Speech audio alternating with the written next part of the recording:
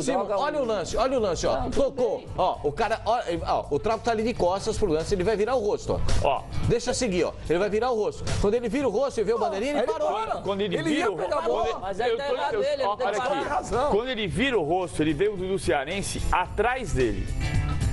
O Dudu Cearense está muito atrás dele. Tá. Ele pode também entender que o Bandeira tá errado. Mas o Bandeira sabe da regra que só pode... O Dudu tá muito atrás dele.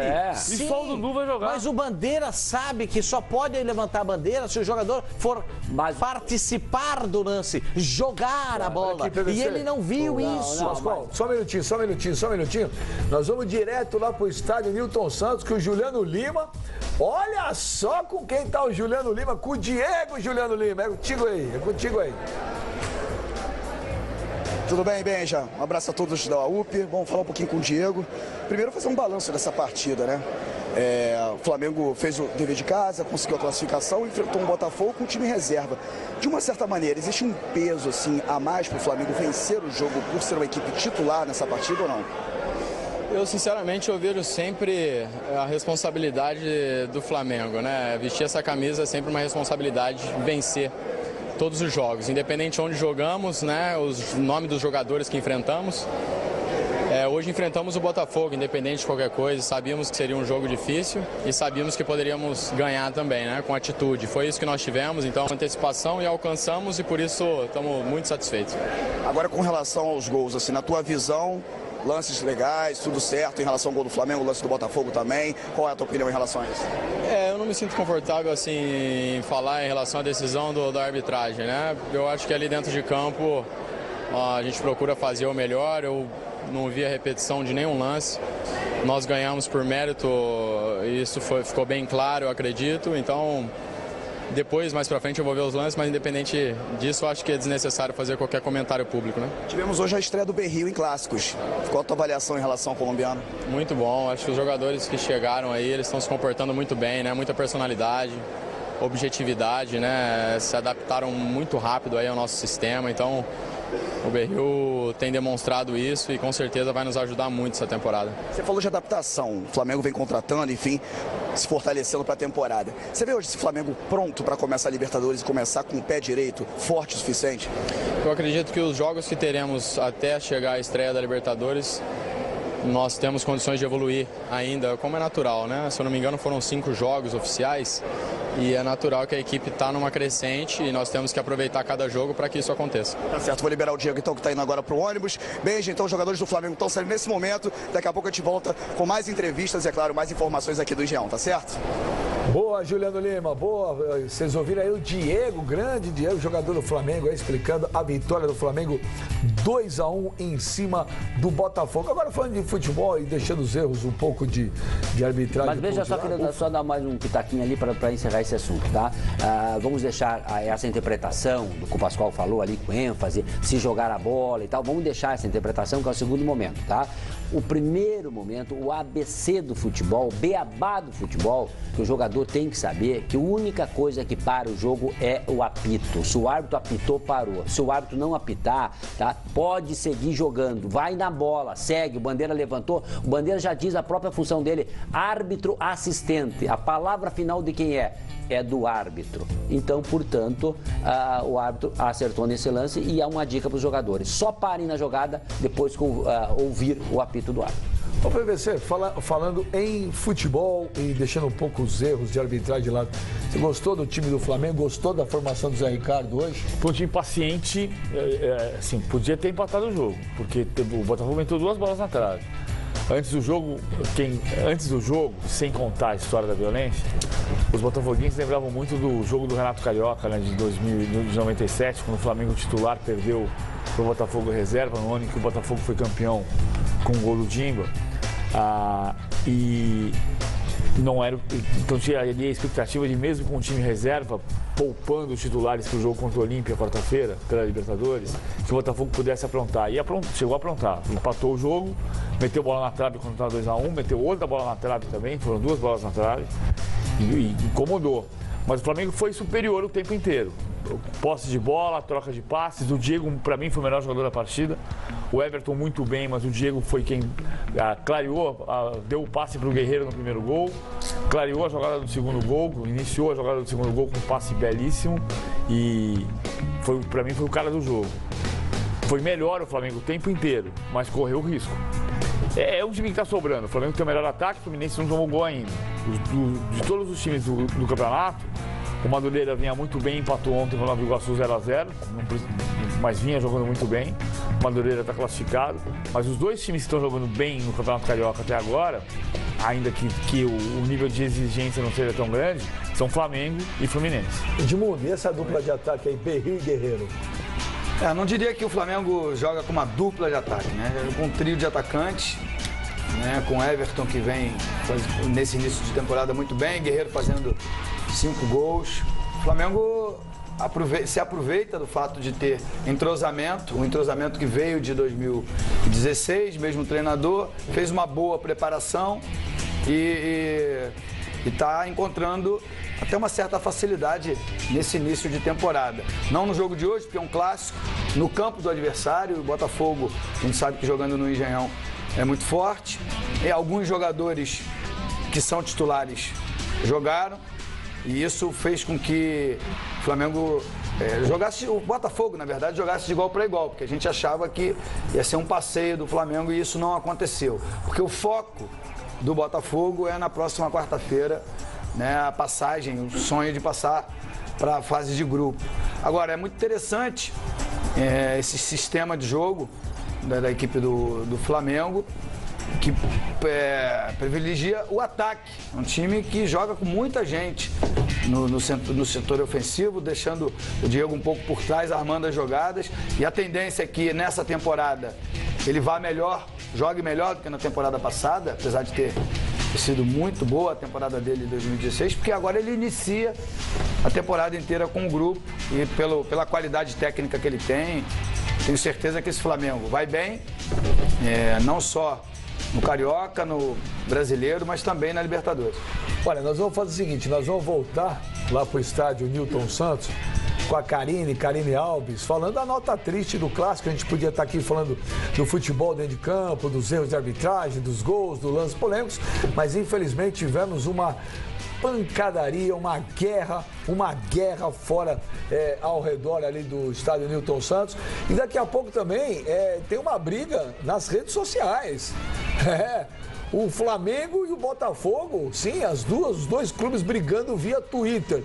Mas Karine Alves, conta um pouco pra gente aí dessa tragédia, dessa briga, dessa guerra que aconteceu hoje, antes de Flamengo e Botafogo no Engenhão, Karine.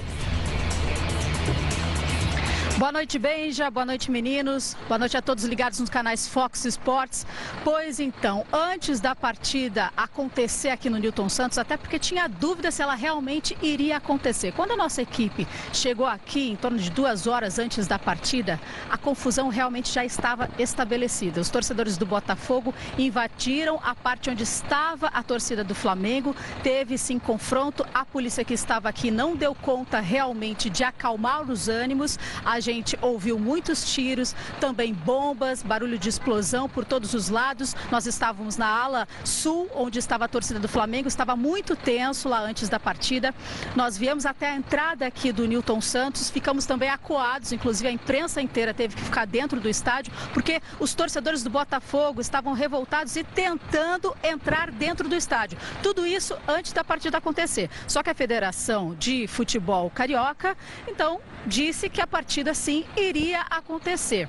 O JEP tinha colocado à disposição 160 homens antes da partida para cuidar da segurança de quem estava fora do estádio e também de quem estava dentro do Newton Santos. Depois chegaram mais alguns homens, totalizando cerca de 200 policiais para tentar realmente controlar a situação. Durante a partida, a gente ficou de olho também. Pouco antes, ali por volta de 7h25, ainda teve também confusão aqui do lado de fora do estádio. Só que aí chegou helicóptero da Polícia Militar, chegou também batalhão de choque para realmente aí a coisa ficar um pouco mais mais calma. E aconteceu isso. Durante a partida não teve confusão, só que agora, na hora de sair, claro que o torcedor, muito mais do que aquela expectativa do resultado, ficou ansioso e tenso para saber como seria essa saída de dentro aqui da arquibancada, de dentro do estádio. Nossa equipe já se posicionou imediatamente logo depois do jogo para ver como seria.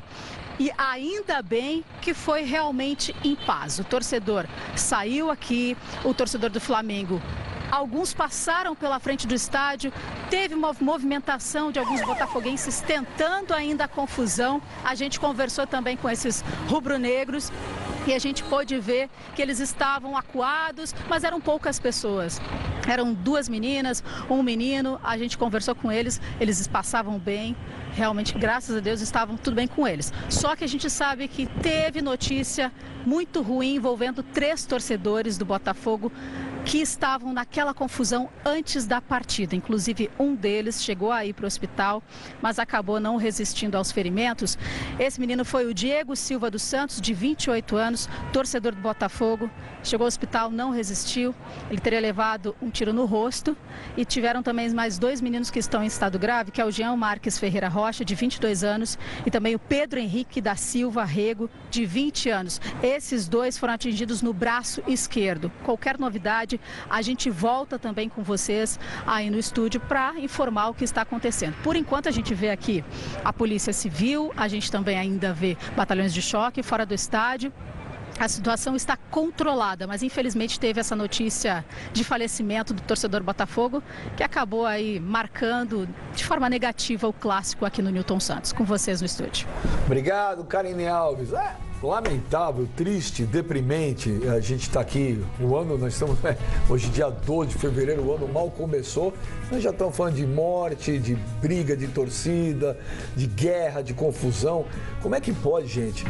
Domingo, um dia maravilhoso aqui no Rio de Janeiro, um sol, as pessoas vão para o estádio para ver um clássico, um jogo de futebol, um entretenimento, um lazer, e um não volta para casa, um falece, os outros 2 também tomando tiro, pessoas se degladiando. A gente via cenas aí cheias de mulheres com crianças pequenas. Realmente é uma vergonha o que está acontecendo nesse país. Tá na hora, eu não sei mais o que falar, mas está na hora desse país aí fechar as portas para balanço. Porque assim, do jeito que está, não dá para continuar. E a briga, entre aspas, né, ou não entre aspas, ela acabou indo para as redes sociais. Vocês vão ver agora o que o Flamengo, o Twitter oficial do Flamengo, postou aí. Vamos colocar aí na telinha, vocês vão ver aí o que o Twitter oficial do Flamengo colocou. Lê aí, Pascoal. Cadê você? Não adianta fugir, não adianta correr. Deu Mengão no Engenhão, só com a nação. 2-1.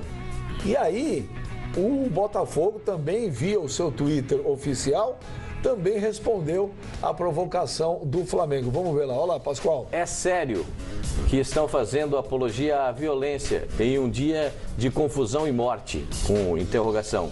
Para nós, o futebol não é isso. Começa por paz nos estádios. Você acha que o Flamengo fez apologia à violência? Eu acho que é o seguinte, Benjamin, nada justifica... Põe de novo, desculpa, Pascoal, põe aí de novo o Twitter do Flamengo enquanto o Pascoal fala. Nada justifica uma morte. Eu sou da seguinte opinião, se tiver uma morte não tem que ter jogo, não tem que ter nada. A vida vale muito mais do que um jogo de futebol. Eu acho que essa relação toda, a disputa de Botafogo e Flamengo, historicamente a rivalidade é enorme. Era muito grande nos anos 60, os rubro-negros que viveram nos anos 60 tinham no Botafogo um rival maior até do que o Vasco, do que o Fluminense. Naquela geração, isso se refortaleceu nos anos 2007, 2008 e 2009 com o tricampeonato do Flamengo, o trivice do Botafogo, mas ficou muito forte com as 2 diretorias. Eu acho que as 2 diretorias, os 2 twitters oficiais, não têm o direito de aumentar isso hoje. E aí não é que o Flamengo está aumentando, o Botafogo está aumentando. Tem de novo uma disputa na rede social. Não é para ter. Não é para ter. O Botafogo dizia que o Flamengo só era bem-vindo como visitante. O Flamengo, como visitante, ganhou o jogo, classificou-se, o Botafogo está eliminado. Ponto. Não é para alimentar essa rivalidade que se fortaleceu nos últimos 2 anos entre as diretorias. Isso vai para a rua. Aí tem uma questão também que é importante, só para lembrar que a gente não tem o Maracanã. Porque eu acho que é muito possível fazer um clássico com 2 torcidas no Engenhão. É muito possível fazer. As ruas são mais estreitas, é mais difícil fazer o policiamento. Não é mais difícil fazer o policiamento em São Januário, mas o jogo de Vasco e Corinthians, o título do Corinthians de 2015, que muita gente discutiu se podia ou se não podia acontecer em São Januário, aconteceu sem nenhum problema. Então é possível fazer um jogo no estádio Newton Santos com 2 torcidas, mas que fica mais difícil pelas ruas estreitas, sem dúvida. E aí a gente volta de novo para cobrar o poder público. Cobrar a concessionária, por que não tem Maracanã? Por que até agora o Maracanã não está aberto de novo? Não, se tivesse Maracanã, eu tenho quase certeza que não teria acontecido. Mas por quê? Porque existe mais o hábito de fazer o policiamento no Maracanã. O JEP tem que saber fazer também o policiamento no Engenhão e não permitir que aconteça num jogo que pode acontecer em qualquer circunstância com 2 torcidas no entorno do estádio Newton Santos. Tá certo aí. Muita polêmica nesse clássico aí, Flamengo e Botafogo. Nós vamos fazer o seguinte, a gente vai para um intervalo rápido e na volta vocês vão ver a goleada do São Paulo, o Gilberto num dia aí